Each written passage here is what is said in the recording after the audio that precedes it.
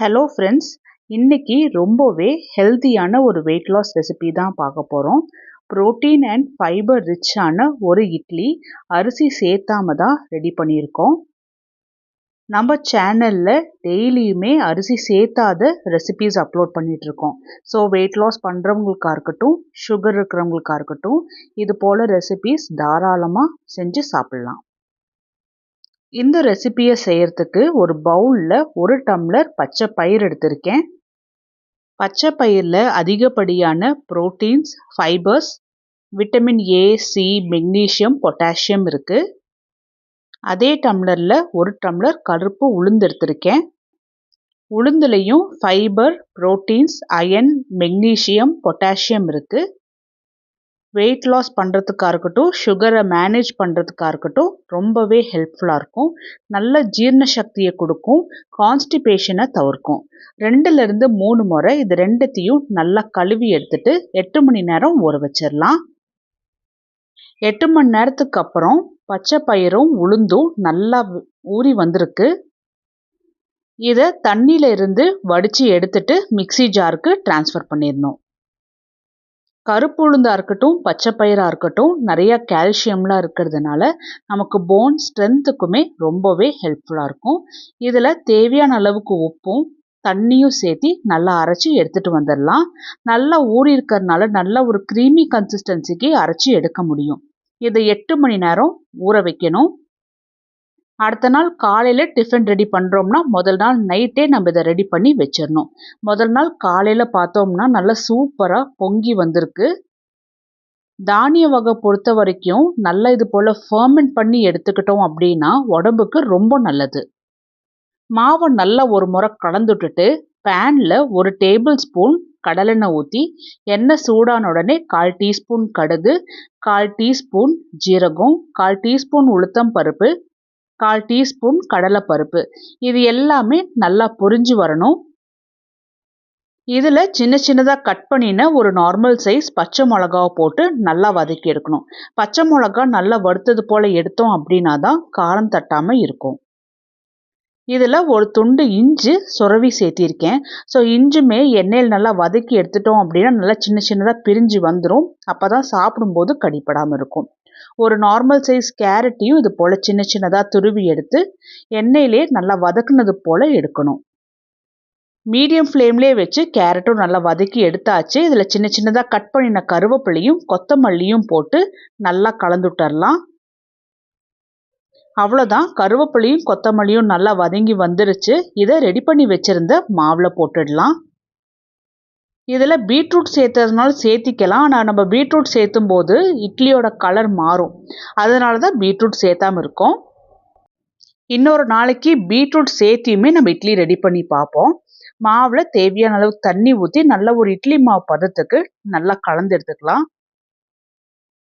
மேலே பொங்கி வர மாவு எல்லாமே கீழே இருக்கிற மாவோடு சேர்த்து நல்லா முழுமையாக கலந்துட்டுக்கணும். இட்லி பிளேட்டில் கொஞ்சமாக எண்ணெய் தடவிட்டு எல்லா குழிலையுமே மாவை ஊற்றி வச்சுட்டு இட்லி பாத்திரத்தில் தண்ணி கொதிச்சதுக்கு அப்புறமா இட்லி பிளேட் வச்சு 15 நிமிஷம் வேக வச்சு எடுத்துக்கணும். இட்லிக்கு நான் இன்னைக்கு சைட் டிஷ்ஷாக சிக்கன் கிரேவி தான் ரெடி பண்ண போகிறேன்.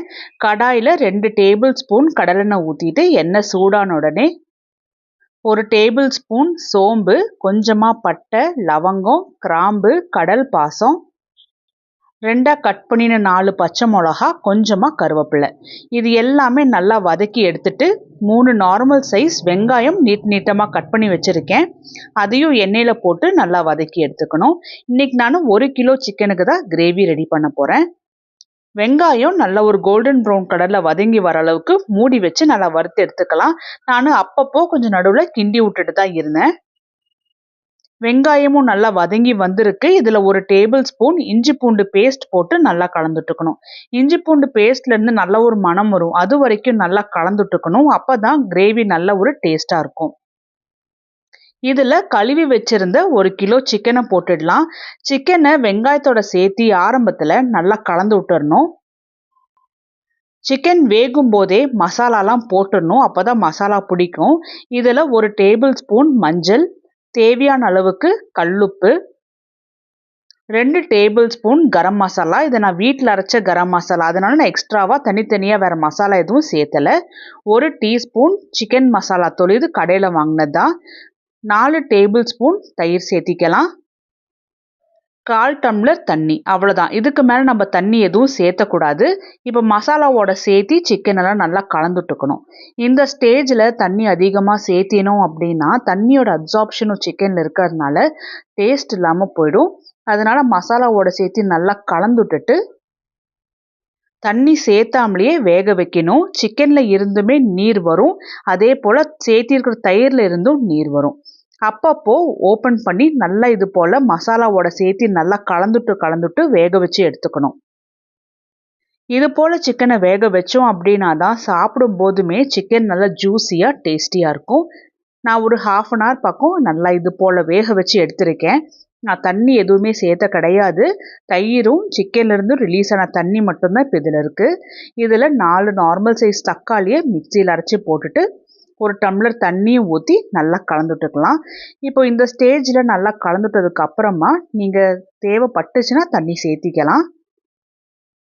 குழம்பு நல்லா கெட்டியாக வைக்க போகிறோம் அப்படின்னா தண்ணி சேர்த்த வேண்டாம். இப்போ மசாலாவோட சேர்த்து நல்லா கலந்துட்டாச்சு. இப்போ மூடி வச்சு வேக வச்சிடலாம். தக்காளியோட பச்சை வாசனை மட்டும் போனால் போதும், ஏன்னா சிக்கன் ஆல்ரெடி வெந்திருக்கு. சிக்கனை நல்லா கலந்துட்டுட்டு இப்போ டேஸ்ட் பண்ணி பாருங்கள். மசாலா தான் தேவைப்பட்டுச்சுன்னா போட்டுட்டு அதோட பச்சை வாசனை போகிற வரைக்கும் கிண்டி விட்டால் மட்டும் போதும். கடைசியாக சின்னதாக கட் பண்ணி வச்சுருந்த கொத்தமல்லியை தூவி விட்டு கலந்து விட்டுற வேண்டியதுதான். அதுக்குள்ளே இட்லியுமே ரெடி ஆகிடுச்சு பாருங்கள். இட்லி பாருங்கள் எந்த அளவுக்கு நல்லா சாஃப்டாக ப்ளஃபியாக வெந்து வந்திருக்குன்னு. நம்ம வெயிட் லாஸ் பண்ணும்போது சில டைம் ரொம்ப கிரேவிங்ஸாக இருக்கும், பயங்கர பசியாக இருக்கும், எது சாப்பிட்டாலும் பத்தாத மாதிரி ஒரு ஃபீல் இருக்கும் இல்லையா? அந்த மாதிரி டைமில் பச்சை பயிறு சான்ற உணவை சாப்பிட்டு பாருங்கள்.